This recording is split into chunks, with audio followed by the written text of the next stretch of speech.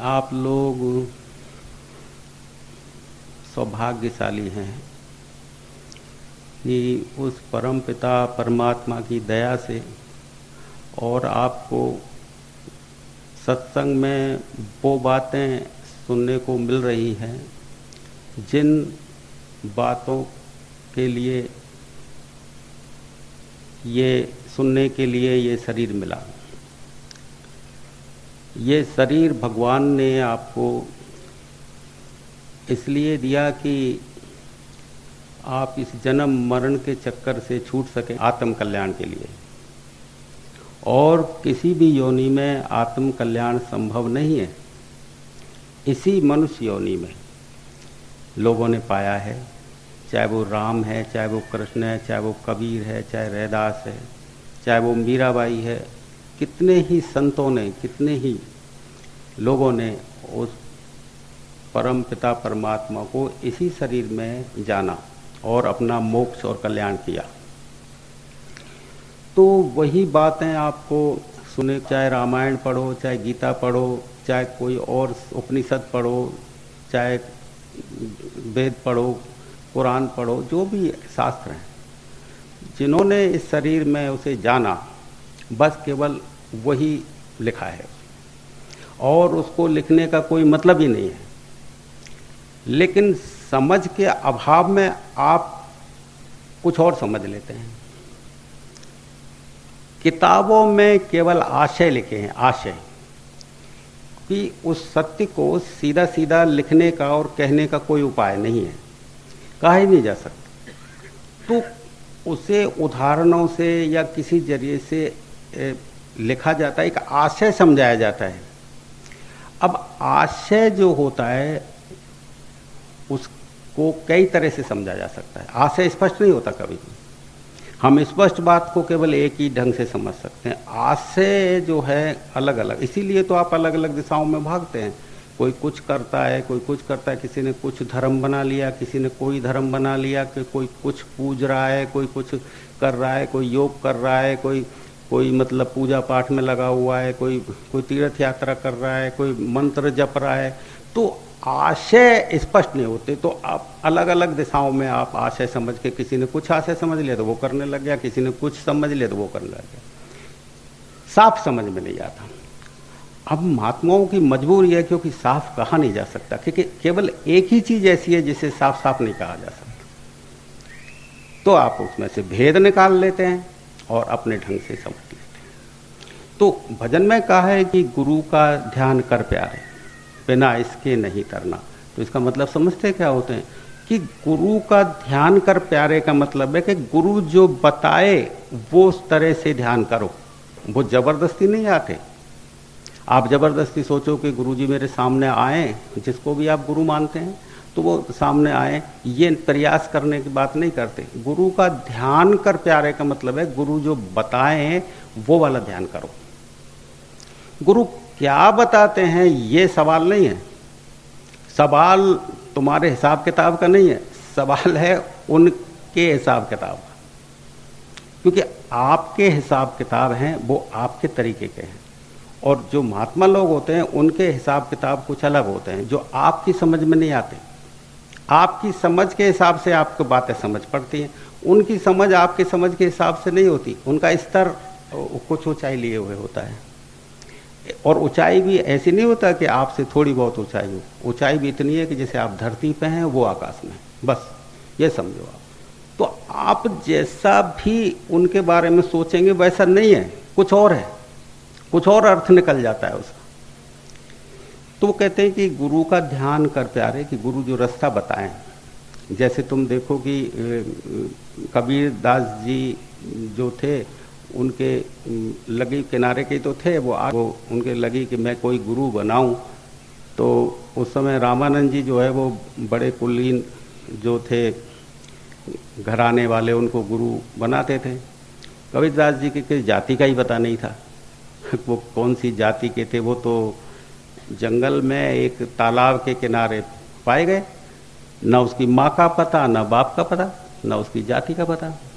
तो जिसके माँ का बाप का पता नहीं और जाति का पता नहीं, तो उसको तो आज भी एडमिशन करना स्कूलों में मुश्किल हो जाता है। आज स्कूल में जाओ तो एडमिशन मुश्किल क्या है, होता ही नहीं। तो उस समय भी था कि कबीरदास जी को मना कर दिया कि नहीं हम तुम्हें शिष्य नहीं बनाते। अब कबीरदास की जिद सवार हो गई कि गुरु तो होने चाहिए, और उस समय के जो थे रामानंद जी वो प्रचलित गुरु थे काशी में। जिसके जिद हो जाती है ना बेटा, वो किसी भी तरह से रास्ता खोज लेता है, और जिसके जिद सवार नहीं होती फिर बहाने लगाता है कि इस बहाने से ये ऐसा हो गया इसलिए मैं ये नहीं कर पाया, वो ऐसा था इसलिए मैं नहीं कर पाया, ये ठीक है, फिर बहाने चलते हैं। तो एक बार यदि हो गया दृढ़ निश्चय तो फिर उसे कोई भी परिस्थिति नहीं बदल सकती। सवाल परिस्थिति का है ही नहीं, सवाल है मन स्थिति का कि आपके मन में क्या है। दृढ़ता है, दृढ़ता है तो फिर रास्ते खुद ब खुद बनते हैं। और यदि आप परिस्थितियों की बात कहते हैं तो फिर बहाने तैयार है, फिर ये बहाना लग गया, ये बहाना लग गया, ये बहाना लग गया। अरे आपके घर में आग लग जाए और आप दुकान पर बैठे हैं तो फिर कहेंगे कि भाई ग्राहक था इसलिए मैं आग बुझाने नहीं आया। अरे कितना ही ग्राहक खड़ा रहे, उसको भी छोड़ के तुरंत शटर डाउन करके भागेंगे घर पे, क्योंकि उस समय तो आग लगी है। तो वो ये थोड़ी सोचेंगे ग्राहक सामान ले जाएगा कि नहीं ले जाएगा, उस समय सोचेंगे मैं आग बुझाने जाऊं। तो दृढ़ता का मतलब है आग। यदि दृढ़ता हो गई ना तो फिर आप सोचेंगे नहीं कि ये परिस्थितियों का बहाना नहीं लेंगे कि इसलिए। तो कबीर साहब की जो दृढ़ता थी वो बड़ी मजबूत थी। ये दृढ़ता भी बेटा जन्मों जन्मों में आकर के लगती है। जन्मों में जब समेटते हैं ना, जन्मों में कहते हैं कि 84 लाख योनियां भोगने के बाद मनुष्य योनि मिलती है। 84 लाख भोगने के बाद फिर कहीं मनुष्य बनता है व्यक्ति। फिर एक जन्म में तुम जो समेटते हो इसके बाद फिर तुम्हें 84 लाख योनि मिलेंगी, फिर तुम मनुष्य बनोगे, फिर समेटोगे। ऐसे अच्छा जो समेटते चले जाओगे, जब कहीं जाके ढेर बनेगा, और जब ढेर बनेगा तब जाकर के कोई बात बनेगी। ऐसा नहीं है कि जन्म में बात बनती है। तो कबीर साहब जन्मों जन्मों समेटते थे, जन्मों जन्मों उन्होंने ऐसा समेटा कि बस इस जन्म में आकर के पुंज बन गया उनका। और जैसे पुंज बना तो वो दृढ़ता जो थी वो आग थी, लपट थी, ऐसी लपट थी कि वो रुक ही नहीं सके कि मुझे गुरु बनाना ही है बस। तब उन्होंने मना कर दिया रामानंद जी ने कि मैं तो तुम्हें शिष्य नहीं बनाऊं। तो वो सुबह उन्होंने पता किया कि गुरु जी उठते कितने बजे हैं, तो पता किया कि सुबह 4 बजे गंगा स्नान करने के लिए जाते हैं। तो कबीरदास जी तो बस उठ पड़े जल्दी, रात में सोए कहाँ वो तो 4 बजे का इंतजार करते रहे। रात निकलते एक मिनट गुजरी, और कैसे 4 बजे वो एक मिनट एक युग के समान हो गई कबीरदास की, एक युग के समान। कभी तुम देखना कि बेटा समय, जब तुम दुख में होते हो ना बेटा, तो समय गुजरना बड़ा मुश्किल होता है। पीड़ा में समय नहीं गुजरता, 1 मिनट ही ऐसी लगती है कि जाने कितना समय बीत गया। और जब तुम सुख में होते हो ना तो समय पता ही नहीं लगता। समय तुम अभी ऐसा लगे कि मतलब तुम्हें पूरा दिन हो जाए, लगे कि अभी तो था, अभी था। और अभी समय कब पता लगता है? जब तक तुम मन के अधीन हो, मन में हो, जब तक तुम्हें समय का पता लगेगा। समय है उसका गण, लेकिन जब मन ही नहीं है तो फिर टाइमलेसनेस है, फिर टाइम का पता नहीं लगता, समय अतीत हो जाता है व्यक्ति, समय के पार हो गया। समय का पता ही तब लगेगा जब तुम तो दुख में लगता है समय का पता। और संसार क्या है? दुख का नाम। संसार का मतलब है जो दुख है उसे ही संसार बोलते हैं, इसलिए तुम्हें समय का पता लगता है। और तुम संसार से ऊपर जैसे उठते हो, आत्मा के क्षेत्र में जाते हो, तो फिर समय का पता नहीं लगता। फिर तुम यदि 4 दिन समाधि में रहो ना, तो भी तुम्हें ऐसा लगेगा कि अरे हम तो अभी थे, फिर कैसे समय मन हो तो पता लगे। तो कबीर साहब के सामने उस समय इतनी पीड़ा थी कि एक सेकंड काटना उसे युगों की तरह लगा। 4 कैसे बजे, बस वो ही बता, जिस पे बीतती है वही जान। ये पीड़ा ऐसी है बेटा, इसका कोई साझीदार नहीं होता, जिस पे गुजरे बस वही जाने। इस पीड़ा को जो भोगता है ना, केवल वो ही जाने पीड़ा को। रोआ रोआ चटक मारे बेटा, पीड़ा तुमने देखी कहाँ है? आप जिस पीड़ा को देखते हैं ये तो आती जाती पीड़ा है, ये तो अब है और अब नहीं है। उस पीड़ा को तो बेटा कहा नहीं जा सके। इस तरह की असहनीय पीड़ा, लेकिन पीड़ा इतनी असहनीय कह रहा हूँ मैं, लेकिन फिर भी उसे झेलते हैं प्रेमी। माँ होती है ना बेटा, कोई ऐसी माँ है जो गर्भवती ना होना चाहे? है कोई जो बच्चे को जन्म ना देना पाए?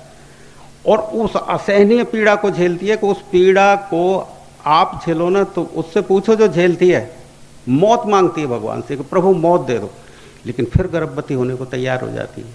कुछ पीड़ाएं ऐसी होती हैं जिसमें असहनीय वेदना मिलती है, लेकिन फिर भी उसे झेलने को व्यक्ति तैयार होता कि नहीं होता। कुछ पीड़ाएं होती है बेटा, फिर भी आदमी झेलता है।